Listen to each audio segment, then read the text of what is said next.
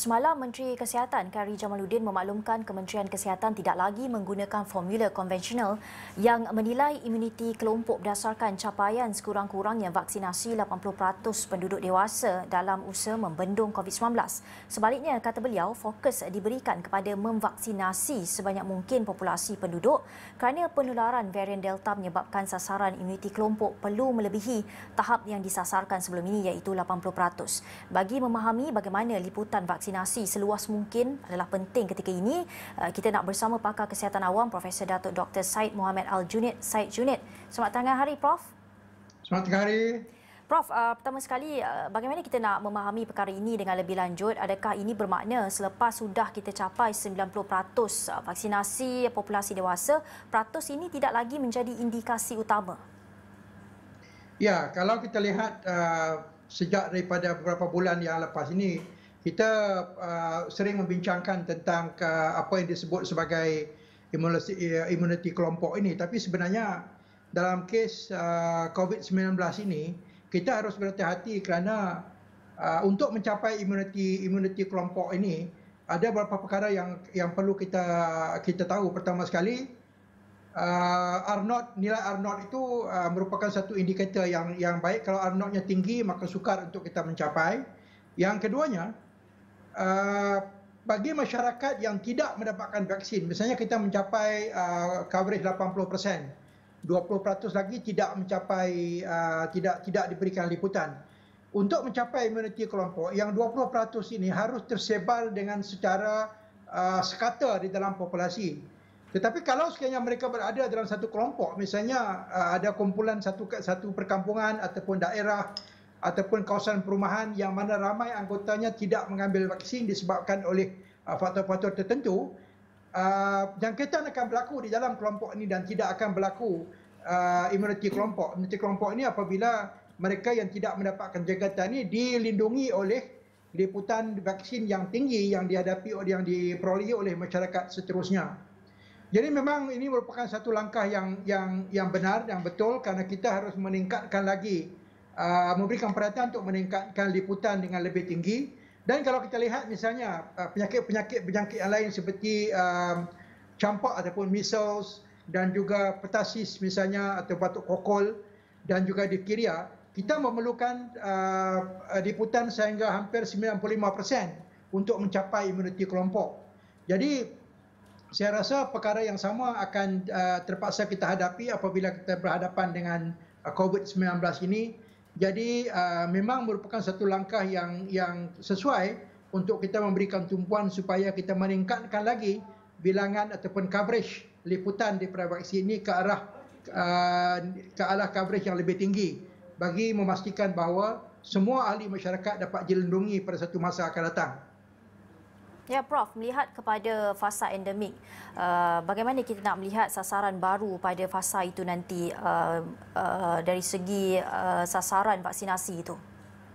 Ya, jadi biasanya di peringkat endemik ini apabila kita masuk ke dalam fasa tersebut, maka golongan-golongan tertentu yang mempunyai risiko tinggi harus kita berikan tumpuan, dan juga sekarang usaha sedang dilakukan untuk memberikan vaksinasi kepada remaja. Ini merupakan satu lagi langkah yang perlu kita lakukan supaya pada satu masa nanti tidak lagi berlaku jangkitan yang meluas di kalangan ahli masyarakat. Selain daripada itu, semasa pandemik ini kita selalu perlu mengingatkan bahawa jangan tinggalkan SOP yang ada, teruskan usaha untuk melakukan penjarakan sosial, mengurangkan perjalanan yang tidak diperlukan, mengurangkan perhimpunan yang tidak diperlukan, dan juga selalu memakai penutup muka.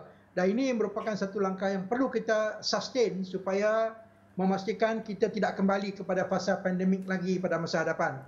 Ya, Prof, ketika ini suntikan penggalak akan mula diberikan dan ia akan dimulakan kepada golongan berisiko. Dalam kita nak bercakap mengenai pemberian vaksin seluas mungkin, adakah Prof melihat keperluan suntikan penggalak itu perlu diperluaskan? Ya. Pada pendapat saya, pemberian dos ketiga ini harus kita kaji dengan teliti kerana kita tidak mempunyai maklumat yang khusus, maklumat yang jelas menunjukkan bahawa kita memerlukan dos yang ketiga ini dengan begitu cepat pada masa sekarang. Dua perkara, pertama sekali bekalan vaksin mungkin tidak mencukupi. Yang kedua adalah disebabkan oleh maklumat sama ada kita pemberian vaksin dos ketiga ini dapat seterusnya memperkukuhkan lagi proses untuk mengawal pandemik tersebut. Kalau kita mempunyai maklumat yang jelas, maka mungkin kita boleh meneruskan untuk dos yang ketiga ini.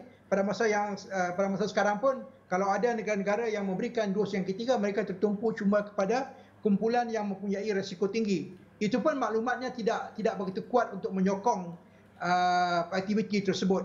Jadi kita harus hati-hati, tumpukan perhatian kita supaya memberikan tumpuan kepada mereka yang belum lagi mendapatkan vaksinasi. Baik, Prof, dalam masa yang sama, Kementerian Kesihatan Malaysia semalam memaklumkan menerusi Kari Jamaluddin bahawa Sarawak akan mungkin menjadi negeri pertama menerima suntikan penggalak ini. Bagaimana kita nak melihat dalam pada itu mungkin dalam beberapa minggu lagi rentas negeri juga akan dibuka. Di sini juga mungkin ada peningkatan yang berlaku. Adakah penting untuk kita beri suntikan penggalak ini secepat mungkin, walaupun Prof katakan ketika ini kita perlu juga fokus kepada mereka yang belum dapatkan vaksin, tetapi kita mempunyai dua keadaan ketika ini. Bagaimana, Prof? Saya rasa Sarawak mempunyai liputan vaksin yang masih lagi rendah dibandingkan dengan negeri-negeri lain, ya. Jadi saya rasa langkah yang sesuai bukan memberikan vaksin penggalak, tetapi memastikan bahawa liputan yang lebih tinggi diberikan dan memastikan juga mereka telah mendapat vaksin itu mengikuti SOP dengan jelas.